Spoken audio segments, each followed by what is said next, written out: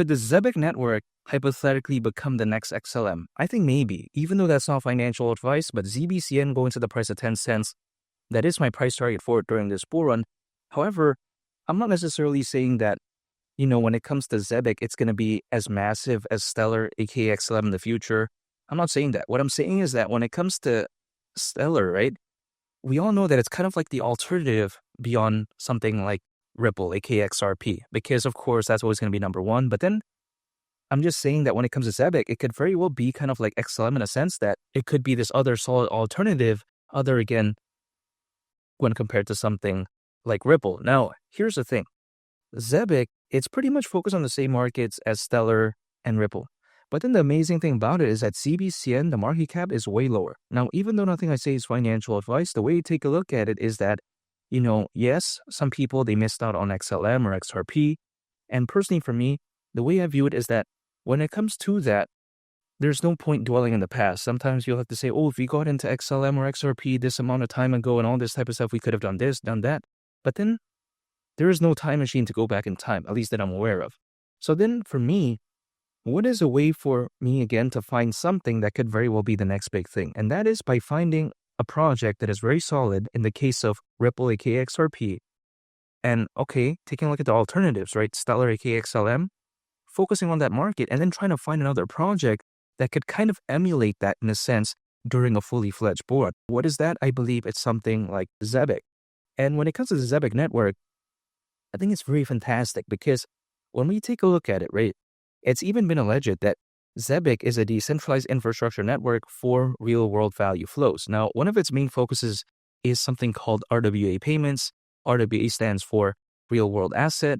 And when it comes to, again, a real-world asset, right, this could be amazing in this sense because if we take a look at RWA tokenization, or let's say RWA tokens, they are digital representations of physical assets on the blockchain. The reason why this is massive is because these assets can range from real estate, art, commodities, bonds, stocks, It could just be really sort of endless in a sense, in a figure of speech type of way. I'm not saying literally, but I'm just saying.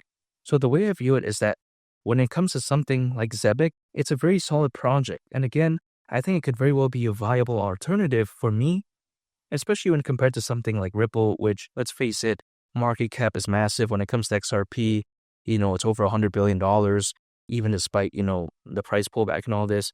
I totally understand that. But when it comes to something like, Zebec, I'm not saying it's going to defeat it, but then it kind of could emulate this other solid option. Because let's face it, right? For the market as massive as it is, when it comes to, the payments market, the global trade and finance market, when it comes to projects that are focused on this, people only pretty much know two projects, which I've seen, right? Usually when I ask people, they say XLM, XRP. That's it. They can't name a number 3 or 4 or 5. So then really, the number 3 spot is still up for grabs. It could be XCN, it could be XDC, it could be XPR, it could be ZBCN. We just don't know. But ZBCN at least has the opportunity to, in my opinion, because it's a very solid project. And other people seem to believe this too. Even large-scale, giants, I would say. For instance, so far, Zebec's investors allegedly do include something like Solana Ventures and Circle, which is the creator of USDC. So that's massive right there. That really does give it a lot of validity, in my opinion, in terms of how solid this project is. And, when it comes to ZBCN, it's not like this, cryptocurrency with a market cap that's like $30-40 billion. And then these projects have no choice but to kind of believe in it in a sense, in a figure of speech type of way, right? That's not the case. ZBCN is actually kind of relatively speaking, it's not like a micro cap, but then in the grand scheme of things, compared to other more established projects that usually do get these amazing investors, it's kind of relatively small compared to that. So that's why I said that. So this is the amazing thing about Zebec. Kind of relatively, quote unquote, unknown to the mainstream, I would say. But then it already has these fantastic investors. So that's the amazing thing about it. Not to mention, right, we take a look at when it comes to Zebec, it's even allegedly partners with JP Morgan, which we all know, of course, Bank of America. Of course, we know that. We take a look at Visa, MasterCard, and many others. Again, we all know that, right? So this is very impressive. For instance, right, Zebec is focused on giving individuals, businesses, investors, and teams faster and easier access to funds and tokens.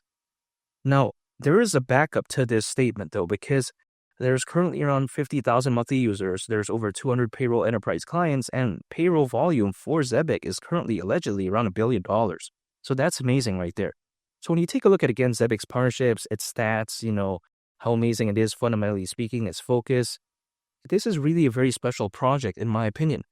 And I think the market is on the rise when it comes to what it's focused on. Take a look at, for instance, the payments market, which is currently valued at over $2 trillion. Take a look at the global trade and finance market, which is predicted to reach up to $5 trillion in value by 2028, according to Mordor Intelligence. So really, Zebec has the boxes ticked as to what a good project, could be in this space, in my opinion. Now, only time will tell, right? That's why I say could be, because I think the board is still far from over. I mean, imagine April, May, June, July. This could be a totally different story. And historically, this could very well be the case as a worst case scenario. Usually altcoins, as a worst case scenario, they typically peak around 18 months after a Bitcoin halving event. And the last Bitcoin halving event happened in April of last year. So 18 months from then is actually around October this year. So in my opinion, there's still ways to go potentially. Now, there's no guarantees, but I think that what we're seeing as of right now is a pullback. It's totally normal, but I think better days are ahead because keep in mind, currently there's over 600 million crypto owners according to Crypto.com research. That is literally more than ever before in history, allegedly. So just imagine that, right? When we have over 500 million crypto owners, is the board going to be bad? I highly doubt that. I think what we saw not too long ago, that's not fitting as to what I see the stats could very well indicate, in a sense that if that was the peak of the bull run, I don't believe it. If some people told me that, right? Because with over 600 million crypto owners, I just highly doubt that that is the peak. I think better days are ahead. Take a look at the number of institutional investors, the amount of enterprise adoption in the Bitcoin ETF, the Ethereum ETF. I don't think the bull run is over. Granted, there's still ways to go, which some people could feel a bit impatient, including some of my friends, but I'm staying patient because anytime an income, I'm acquiring, I'm holding, and I'm just waiting. That's it. I get it. That figure again, over 600 million crypto owners, that's not even 10% of the world's population. I'm totally aware of that, but it doesn't mean that it's a bad figure because take a look at, for instance, back in 2021, I think we can all agree that that bull run was very amazing, but actually at that time, during the peak of it, there was roughly around 300 million crypto owners. Now we have over 600 million. I think that pretty much speaks for itself. I think that if anything indicates that, hey, this bull run again could really be special and I think could be a lot better than 2021. However, only time will tell. It hasn't really showcased that yet, especially when it comes to altcoins, generally speaking. But I'm still bullish. I haven't given up. And I do believe that better days are ahead when it comes to ZBCN and Zebec.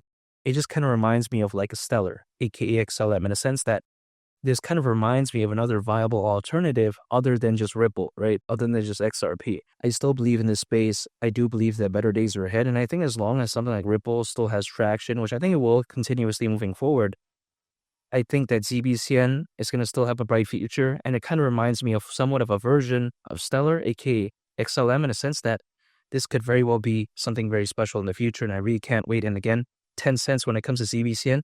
That's still my price target because if it were to go to that price, considering current circulating supply, market cap at that point would be around $7.5 billion. That's around a 67x from here.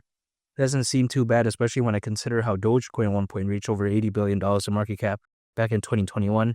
And Shiba, that year reached around $40 billion. Even XRP not too long ago, market cap was around $150 billion. I don't think this is too much to ask for, even though nothing I say is financial advice.